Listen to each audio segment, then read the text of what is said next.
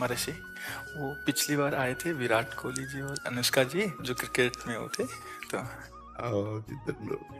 वो आपका सत्संग सुनते हैं। ठीक हो आप? मन प्रसन्न है? ये इस सखी को दे दो। ये विराट कोहली। पिछली बार जब हम आए थे तो मन में कुछ सवाल थे और मुझे लगा कि पूछूंगी, लेकिन जो भी बैठा था वहाँ पे उन सबने कुछ ना कुछ वैसा सवाल कर लिया था।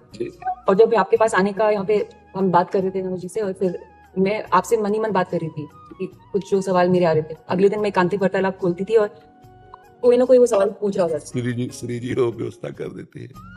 मर्जी आपका सत्संग सुनते हैं रोज और कहते हैं अपने जीवन में उतारने का प्रयास कर रहे हैं। मर्जी एक इसमें था, आप अध्यात्म मार्ग के पथिक हैं और जीवन भर आपने प्रेम मार्ग और ज्ञान मार्ग में चरम सीमा प्राप्त की है।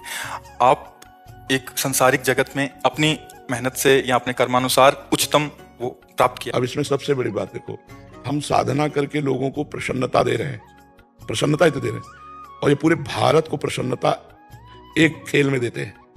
अगर ये विजयी हुए तो हमारे पूरे भारत में पटाखे छुटाए जाते हैं, पूरे भारत में आनंद मनाया जाता है।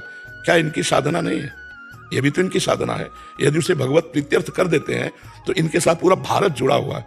अगर ये विजय को प्राप्त होते हैं तो अब बच्चा बच्चा भारत का आनंदित हो जाता है। तो इनकी साधना है, ये अपने अभ्यास में रहें, और इनका यही भजन है कि अपने अभ्यास को पुष्ट करें।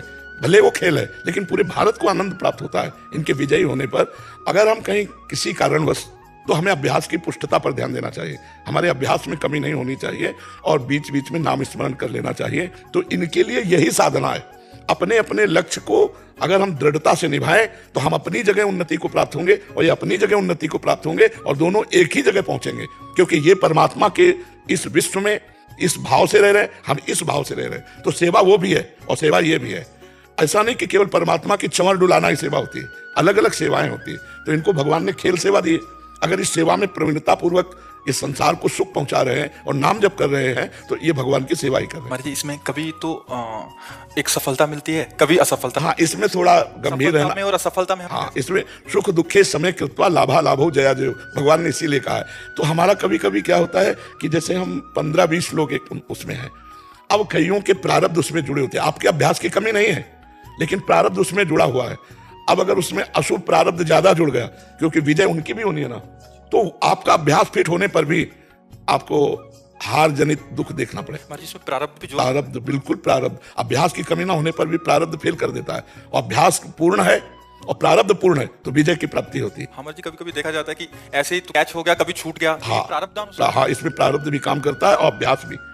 जैसे मान लो 15-20 की, अब ये अभ्यास में बहुत प्रवीण है लेकिन इस बार प्रारब्ध है कि दुख भोगना है, तो आपको उनके संग के प्रभाव से, क्योंकि पूरा खेल एक से तो होगा नहीं, तो आपका किया हुआ अभ्यास भी फेल हो जाएगा। अभ्यास ही केवल नहीं है, उसमें प्रारब्ध भी है। असफलता में हमें कैसे रहना है? हमको उस समय भगवान का चिंतन करते हुए धैर्य रखना पड़ेगा। है बड़ा कठिन, है बड़ा कठिन, क्योंकि असफलता में कोई धैर्य पूर्वक मुस्कुरा के निकल जाए, ये बहुत बड़ी बात होती। अब मतलब असफलता में भी जहां से असफलता प्राप्त हुई है उसको गले लगाकर मुस्कुरा करके और चल देना।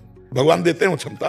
असफलता ही सदैव नहीं रहेगी, दिन नहीं रहा तो रात कैसे रह सकती है। हमको धैर्य पूर्वक भगवान का स्मरण करते, पर है बड़ा कठिन, क्योंकि जो सफलता में सम्मान मिलता है तो असफलता में सम्मान तो नहीं मिलता। मुझे बस आप मुझे प्रेम भक्ति दे दो बस। हाँ, ये तो और ऊंची बात है। ये रहे थे कि मैं कहाँ फंस गई।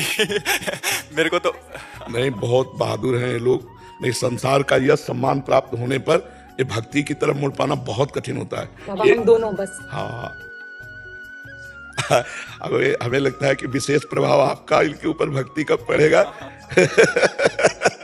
क्योंकि उसके ऊपर कुछ नहीं है, कुछ नहीं, उसके ऊपर कुछ नहीं। मैं कह रहे हैं कि भक्ति के ऊपर कुछ नहीं है। हाँ, ये बात, हाँ, भक्ति के ऊपर तो कुछ नहीं है। अगर इस खेल में हम जीत गए तो सदा सदा के लिए जीत जाएंगे, हम सदा सदा के लिए विजयी हो जाएंगे। इसमें प्रधान बात है नाम जप। जितना अधिक हम उठते बैठते नाम जप का अभ्यास करें तो हम आगे बढ़ जाएंगे। लौकिक और पारलौकिक दोनों उन्नति। कलयुग केवल नाम आधारा, सुमिर सुमिर नर उतरहि पारा। अगर नाम को हम पकड़ लें तो सब बात बन जाएगी। बस हम तो यही कहेंगे, भगवान के आश्रित रहो और नाम जप करो। भगवान के आश्रित रहो, आश्रय सबसे बड़ा बल है, भगवान के भरोसे रहो, नाम जप करो और खूब प्रेम से रहो, खूब आनंद से रहो। जी।